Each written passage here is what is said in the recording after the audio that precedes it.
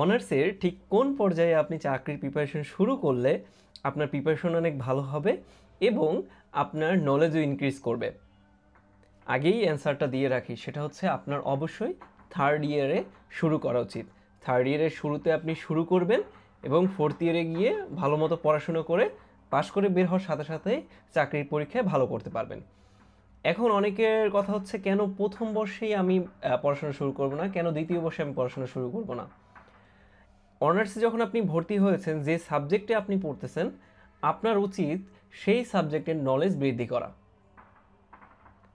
চাকরির পড়া আপনি কিন্তু তৃতীয় এবং চতুর্থ বর্ষে করতে পারবেন, কিন্তু শুরুতে যদি আপনি আপনার সাবজেক্ট সম্পর্কে জ্ঞান আহরণ করা শুরু না করেন, তাহলে আপনার কিন্তু সাবজেক্টিভ নলেজে ঘাটতি থেকে যাবে।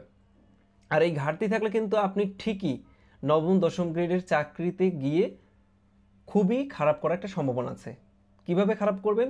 কারণ আমাদের ভাইবা যেটা হয়, সে ভাইবাই কিন্তু আপনার সবচেয়ে বেশি টেস্ট করে, সেটা হচ্ছে আপনার সাবজেক্টিভ জ্ঞান। এখন যদি আপনার সাবজেক্টিভ জ্ঞান না থাকে, তাহলে কিন্তু আপনি পদে পদে বাধা পাবেন।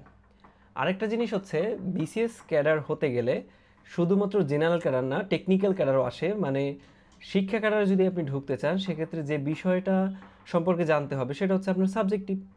আপনি যদি সাবজেক্টিভে হচ্ছে অনার্সেই ভালো হন, তাহলে কিন্তু এই নলেজটা আপনি বিসিএসেও কাজে লাগাতে পারবেন এবং দ্রুত ক্যাডার হতে পারবেন। এখন একটা গল্প বলি, সেটা হচ্ছে আমাদের কাছেই একটা কোচিংয়ের স্যার, তিনি হচ্ছেন তার অনার্সের পুরো লাইফে ক্লাসই করেননি। কেন করেননি? তার একজন আত্মীয় হচ্ছে তার ডিপার্টমেন্টের টিচার ছিল, তো সে তার সাথে লবিং করে ক্লাসে না গিয়ে ভালো রেজাল্ট করেছেন এবং সেই অনার্সের পুরো লাইফটা তিনি চাকরির পড়া পড়েছেন। তো এর ফলে কি তার চাকরি হয়ে গেছে? হয়নি, কিন্তু তিনি নন ক্যাডারে ছিলেন। আমরা যারা পুরো অনার্সের লাইফ একাডেমিক পড়েছি, বা অনেকে যারা একাডেমিক পড়েছে, তাদের কিন্তু লস হয়নি, বরং লাভ হবে সামনে। তারা টেকনিক্যাল পরীক্ষা ভালো দিতে পারবে। তারা বিসিএস ছাড়াও অনেক চাকরির পরীক্ষা আছে যেখানে হচ্ছে নিজের সাবজেক্টিভ জ্ঞান কাজে লাগানো যায়, সেটা তারা লাগাতে পারবে।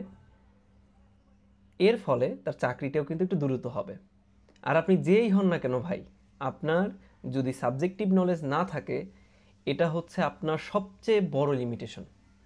এই জন্য বলতেছি, কখনোই আগে শুরু করবেন না, ফার্স্ট ইয়ার সেকেন্ড ইয়ারে কখনোই শুরু করবেন না।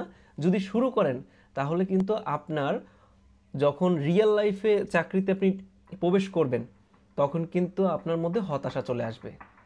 4 বছর আপনি একটা বিষয়ে খাটছেন, যেটা আসলে রিওয়ার্ড আসছে না। দেখা যায় 4 বছর 5 বছর খাটার পরে যখন চাকরির জন্য, অ্যাকচুয়াল চাকরির জন্য পড়াশোনা করবেন, তখন আর নিজের শরীর থেকে ওই এনার্জিটা আসবে না।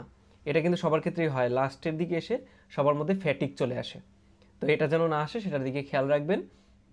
আর যদি একদমই আপনার মনে হয় যে আমি শুরু করবই, তাহলে শুধুমাত্র ইংরেজি আর গণিতটা পড়েন।